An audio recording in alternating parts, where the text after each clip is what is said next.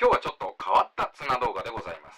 これね、使い終わりというか使いかけというか、ツナがあります。この油ですね。油残りますよね。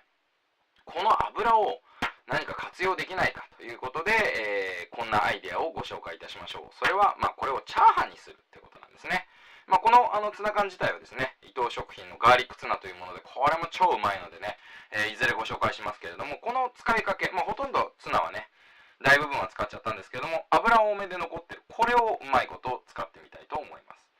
というわけで、最近よくあるですね、パラパラチャーハンの作り方。昔はなんかその卵を先に混ぜてとかね、ありましたけれども、ここにご飯あります。あったかい状態のご飯の方がいいみたいです。あったかい状態のご飯にこの油をですね、混ぜると。で、ついでにツナも混ぜちまえと。そういうことですね。本当はツナに火が通っちゃうんで、油だけの方がいいんですけども、ちょっとめんどくさいんで、やってみますね。はい。これ大豆油ですね。ピヨーン。で、もうツナも入れちゃう。めんどくさいからね。めんどくさいし、もったいないから。っていうか、ツナチャーハンですからね。いい香りだな。これね、この映ってますね。伊藤食品さんのね、ガーリックツナね、うまいんですよ。じゃあ、油足りるのかな、こんなもんなのかな。とにかく油とよくなじませると。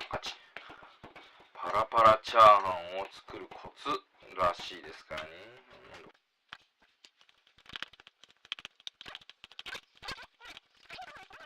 ちょっと、これあれですね。油足んないと見て、ごま油混ぜてみましょうか。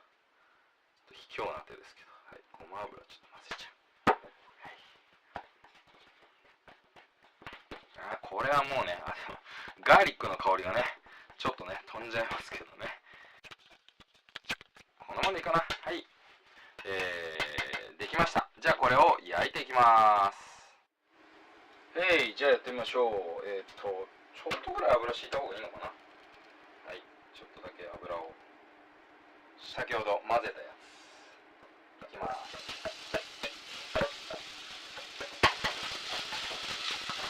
確かになんかほぐれが早い気がする。いいですね。いいですね。めんどくさいんで、このままここで、うまく割れてない気がする。これ、贅沢に2個。なぜかというとね、賞味期限がね、近づいてるんでね。もうぐしゃっと。ちゃんと混ぜてからやるべきですね。胡椒たっぷり。博多の塩的な。俺が読んだレシピと違う展開になってる気がする。い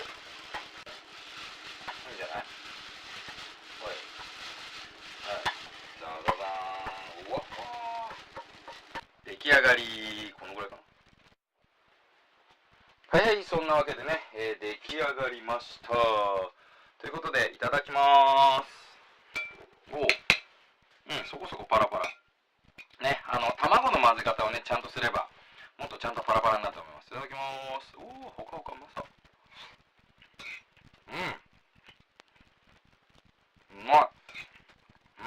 メインはね、卵ですけど、ツナの風味も出てて、胡椒たくさんにしちゃったんで、もうガーリックの風味とか言ってる気もしないでもないですけど。